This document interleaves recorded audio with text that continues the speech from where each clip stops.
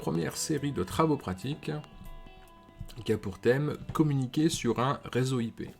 Le premier chapitre, c'est une présentation du logiciel, en fait, vite fait, qui va vous permettre d'ajouter quelques éléments et essayer d'analyser ensemble. Donc, le premier chapitre a pour thème un réseau IP. Nous allons voir comment créer notre premier réseau IP avec ce logiciel de simulation. Alors, vous voyez ici, vous avez la barre d'outils. On va beaucoup se référer à cette barre d'outils qui se situe en haut. Voilà, ma souris est apparue. J'ai le premier matériel dont on a besoin, qui est le hub ou le hub. Je vais le sélectionner. Je vais le placer sur mon espace de travail.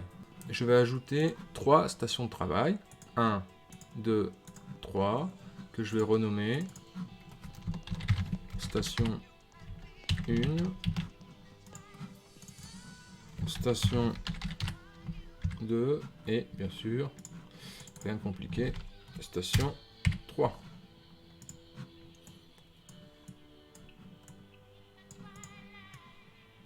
Donc pour l'instant, d'accord, à partir de la question 1.1, on en est ici. Enfin non, on n'est pas encore là, il nous manque comment relier, d'accord, l'ensemble sur le hub. Mais vous voyez les petits carrés noirs ici? Les carrés noirs, ça représente en fait les cartes réseau des machines. Eh bien, je vais la sélectionner, vous voyez, elle devient jaune, je reste appuyé avec le bouton gauche, et je me dirige vers le hub, ici jusqu'à ce que, sur le port que je veux relier, jusqu'à ce qu'il soit jaune, et je relâche, et nous voici connectés. Je fais la même chose pour la station 2, et la même chose pour la station 3. Maintenant, nous, ce que l'on veut, c'est, dans la suite de l'exercice, c'est créer un réseau IP, c'est-à-dire faire communiquer via le protocole IP les stations entre elles. Donc pour cela, il va falloir que chacune des stations ait une adresse IP.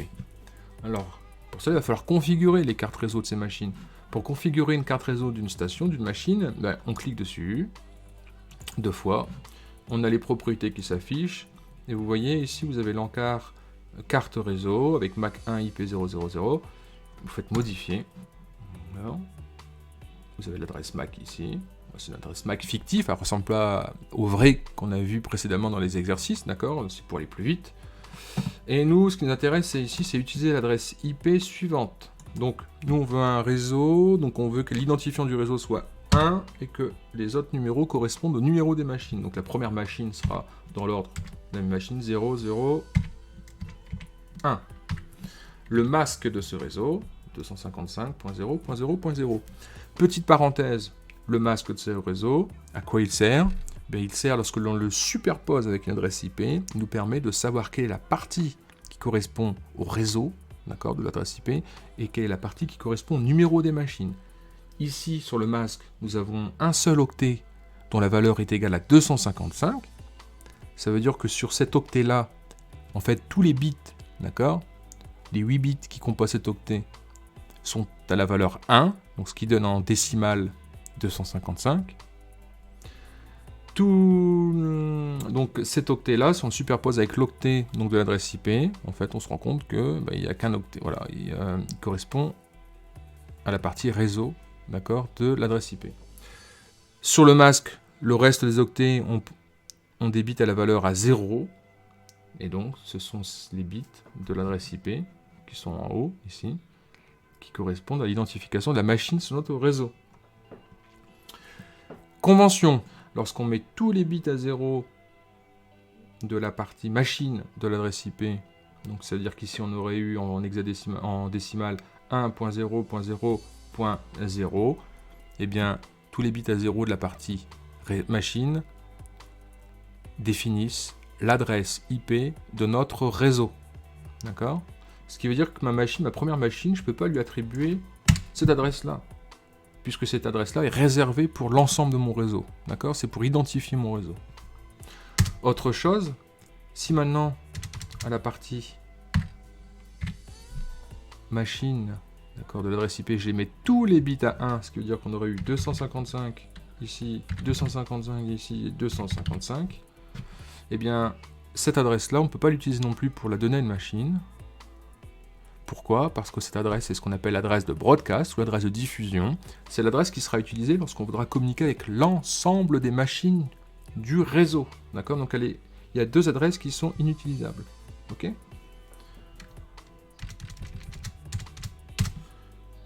Donc je reviens. Donc un exemple, par exemple j'ai un masque, imaginons sur ce 255.255.0. Donc ici 1.0 et 0.0, les trois premiers octets correspondent à la partie réseau, voilà, vous avez raison, à la partie réseau. Et donc le dernier octet correspond à la partie machine. Donc combien de machines sur ce réseau-là je vais pouvoir connecter? Eh bien en fait, ce n'est pas, si je mets tous les bits à 1, toutes les combinaisons possibles, on obtient 255. La première 0 est inutilisable. Donc on peut utiliser que les valeurs de 1 à 254. Donc on ne peut utiliser que 254 machines sur ce réseau. Ce qui est bien assez pour notre simulateur. Donc je remets le masque à 255.0.0.0. Voilà. Pour la première machine. Hop. Station 2. Voilà. 1.0.0. Bah, le 1 est pris, donc ça va prendre 2. On aurait pu prendre 253. Hein. On peut mettre ce que vous voulez là. Pour que ça soit facile pour nous à nous repérer et à retenir, on va mettre 2. Comme ça on sait que c'est la suite. J'ai oublié de mettre le... Voilà, il a mis automatiquement le masque.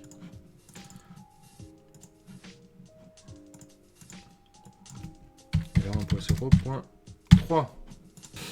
Nous avons donc un premier réseau de 3 machines reliés ensemble par un hub. Envoyons une trame IP de la station 1 à la station 3. Voyons voir ce qui va se passer. Station 1. Donc vous voyez ici, hein, je veux l'envoyer à destinataire unique. Ou je peux choisir de l'envoyer à tout le monde. On fera l'essai après. Vous avez compris, vous voyez, ici vous avez vu paquet broadcast, c'est-à-dire qu'en fait, le destinataire de ce message, ça sera l'adresse de broadcast, l'adresse de diffusion, donc tout le monde se sentira concerné par ce message. Destinataire unique. Émetteur, bah c'est nous, station 1, 1.0.0.1, et destinataire, le destinataire, ça va être la station numéro 3, donc à l'adresse IP 1.0.0.3. Le contenu, Hello World, allez, Hello World. Parce qu'il y a peut-être le monde qui nous regarde. Et on va envoyer la trame. La trame sera symbolisée sur le simulateur, d'accord, par un flux de couleur bleue qui va traverser les fils, d'accord. Donc soyez attentifs à ça et regardez bien. 3, 2, 1, je lance le paquet.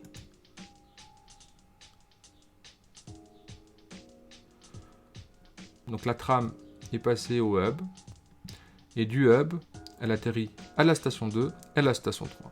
Par contre, il n'y a eu qu'une réponse de la station 3. Pourquoi? Parce que c'est l'une des caractéristiques du hub.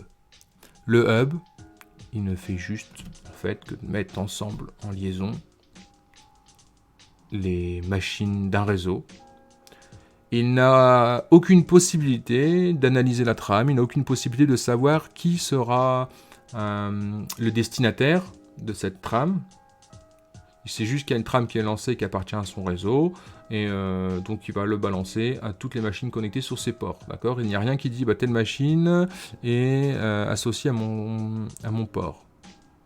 Donc, pour ne pas se tromper, pour être sûr que tout le monde va avoir le message, eh bien il va envoyer toute la trame à tout le monde. Par contre, ce qui va se passer c'est au niveau des stations. La station 2 va recevoir la trame, elle va lire l'entête de la trame, elle va voir que l'adresse IP du destinataire, bah, ce n'est pas lui. Donc, elle va ignorer le message tout simplement, il ne va pas répondre. On ne va même pas le lire en fait le contenu. Alors que la station 3, elle, va voir que c'est un message pour elle, et donc, elle va lire ensuite le contenu, d'où le message de réponse qu'on a eu dans la bulle.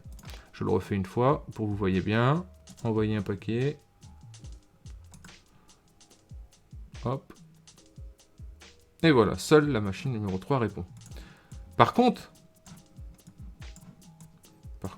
on va refaire un envoi de paquet. Oh, qu'est-ce qui s'est passé? Attends, je vais revenir en arrière. Là. On va faire un envoi de paquet de la station 1. Et cette fois-ci, on va l'envoyer à tout le monde. Via le broadcast.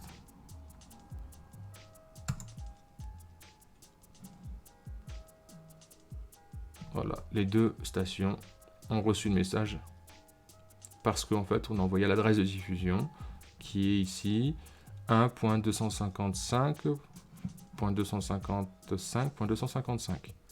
On va pouvoir tester. On va envoyer à une unique destinataire, d'accord, et on va envoyer à 255.255.255. Hop, les deux répondent, vous voyez, parce qu'on a envoyé sur le broadcast. Alors on va identifier notre réseau maintenant, parce qu'on va créer un deuxième réseau pour la suite de l'exercice. Que se passe-t-il? Hop, hop, et on va les encadrer pour que ça soit joli et que vous puissiez bien repérer les choses à l'écran. Alors, on a le réseau 1 qui est en adresse IP 1.0.0. Avec le masque 255.0.0.0. On va laisser la couleur verte. On va pas mettre de... Voilà.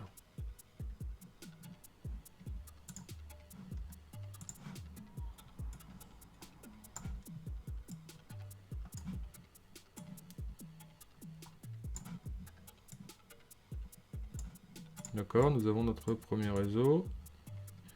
Je prends mon hub numéro 2, je prends deux stations, je les sélectionne, je change le nom, station cette fois-ci 4, l'adresse IP, on la connaît, c'est un réseau en 2.0.0.1, le masque le même type, et voilà, pareil ici, station du coup 5,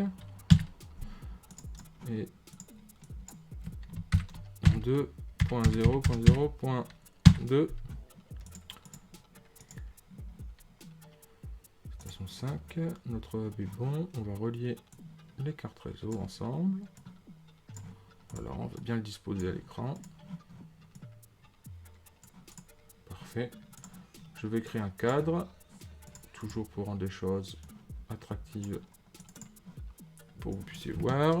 Je vais l'appeler réseau numéro 2, on va lui donner une couleur rouge.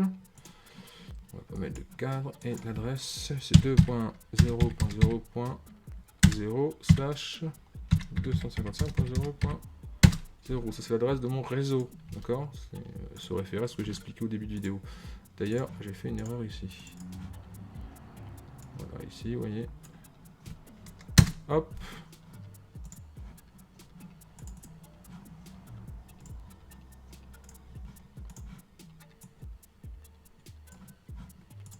Au niveau des polices de caractères, on est en Taoma 12, en gras, allez hop. Et du coup, je vais faire pareil ici. Taoma 12 et en gras. Voilà nos deux réseaux. On nous demande, pour ces deux réseaux-là, de les interconnecter via les hubs. Eh bien, prenons le port ici qui est libre et connectons le hub ici.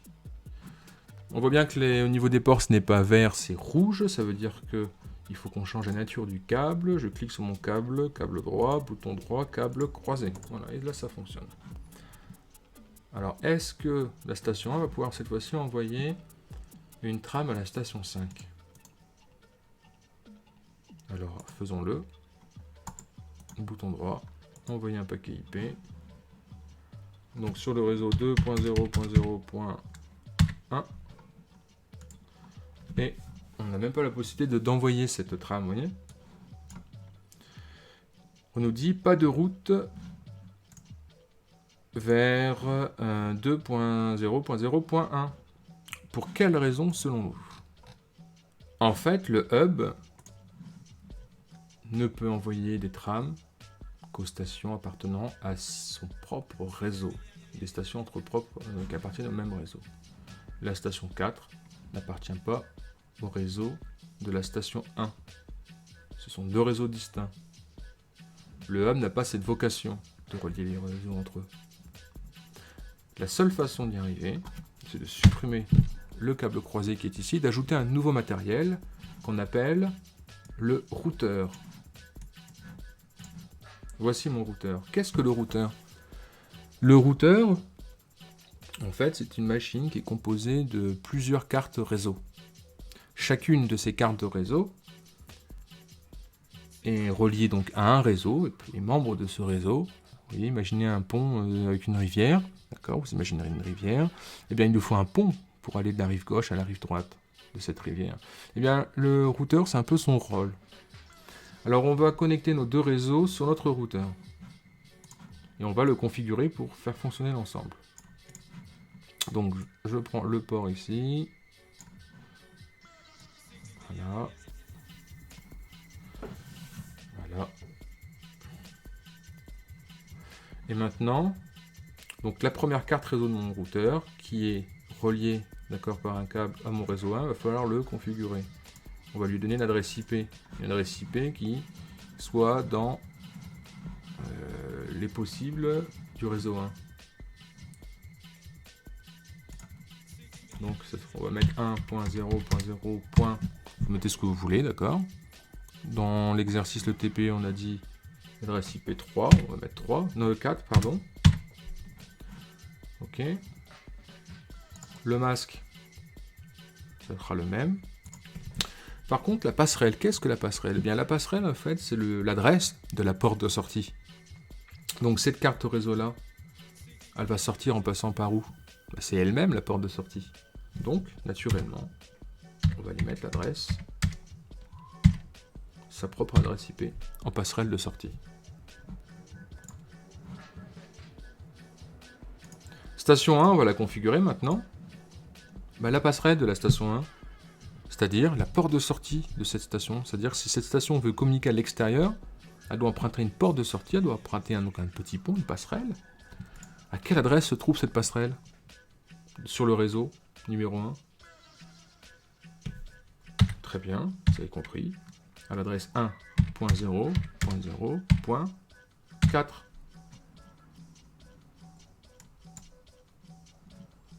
Station 2, c'est exactement la même logique.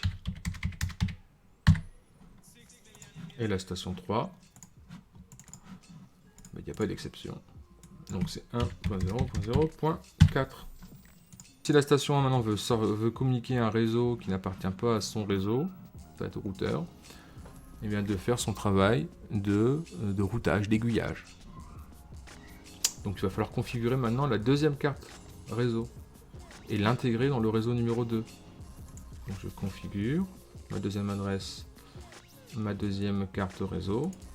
Cette fois-ci en l'intégrant dans le réseau numéro 2. Je lui mets l'adresse 2.0.0.123. La même logique s'opère ici. Si je veux sortir du réseau numéro 2, eh bien je vais emprunter la porte qui se trouve en 2.0.0.3 qui correspond donc au port de mon routeur qui est associé au réseau 2. La station numéro 4, il faut y définir quelle est sa passerelle, 2.0.0.3. Je vérifie si j'ai un doute, est-ce que je ne me suis pas trompé, est-ce que j'ai mis 3? J'ai mis 3, très bien. Et la station 5, 2.0.0.3, ici aussi. Maintenant, testons. Sauvegarde, testons. La station numéro 1 envoie un paquet IP à la station numéro 4.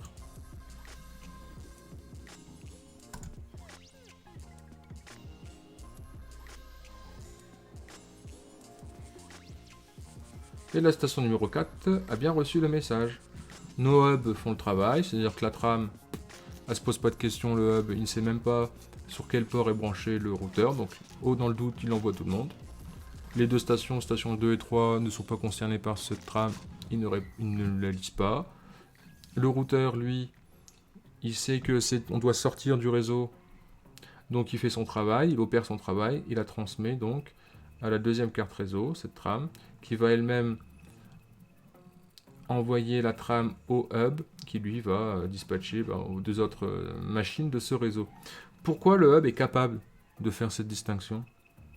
Eh bien parce que dans le hub, il y a ce qu'on appelle une table de routage.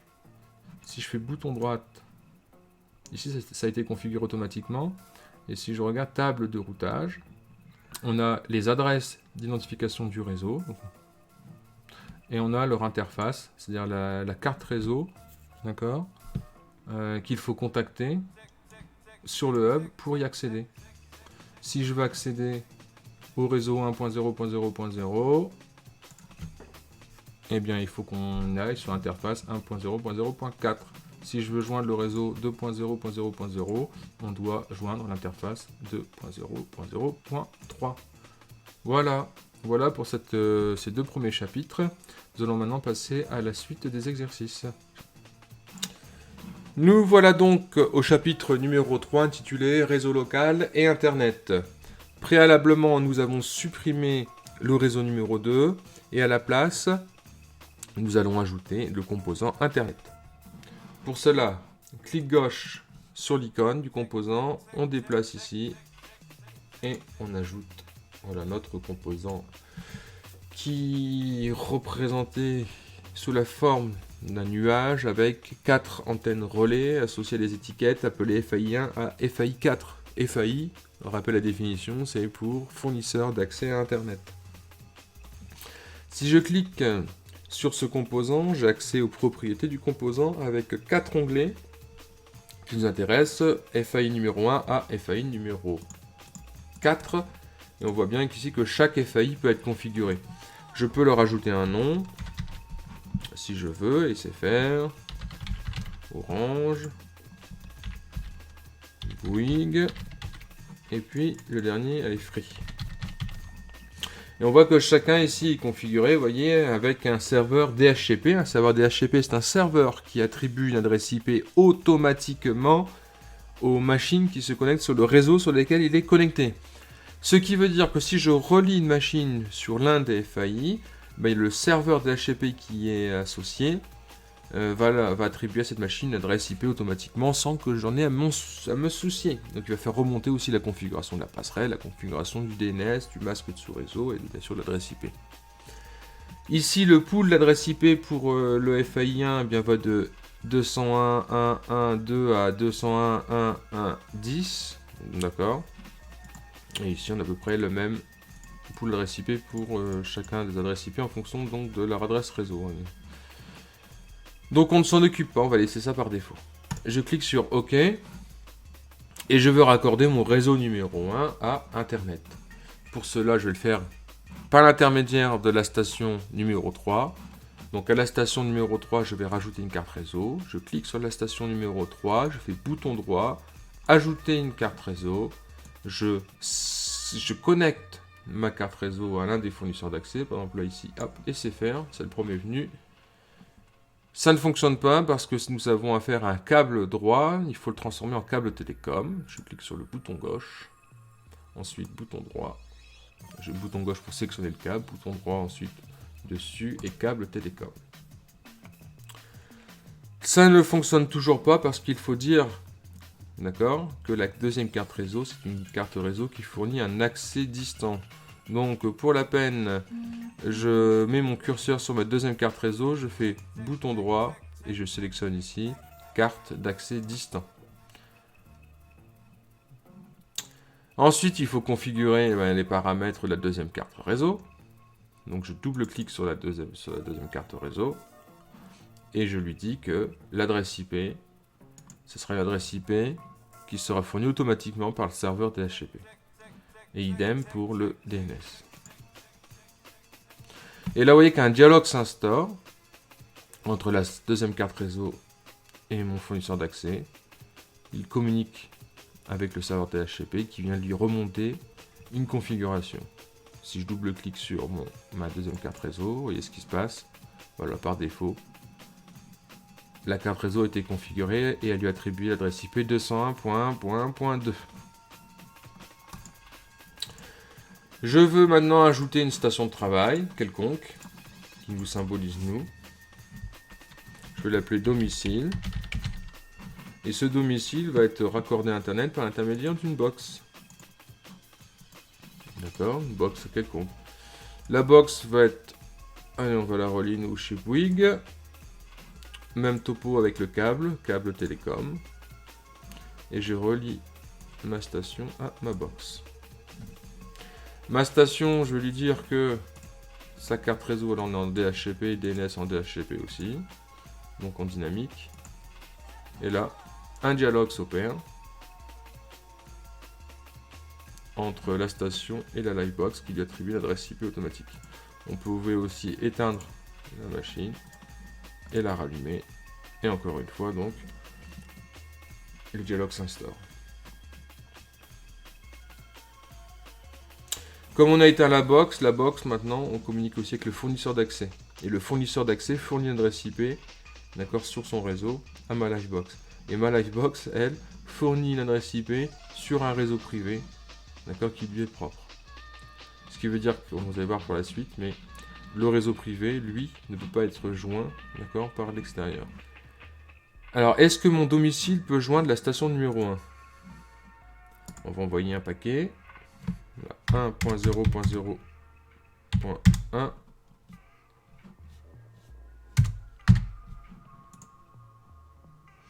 Ça passe par le routeur. Et au niveau du fournisseur d'accès, on nous dit erreur de routage. En effet, il faut transformer cette carte réseau-là, cette machine, en routeur. Pour cela, d'accord, pour qu'il y ait un pont entre cette carte réseau-là et la deuxième carte réseau. Donc bouton droit, on lui ajoute une fonctionnalité de routeur. Et là, si je refais l'opération,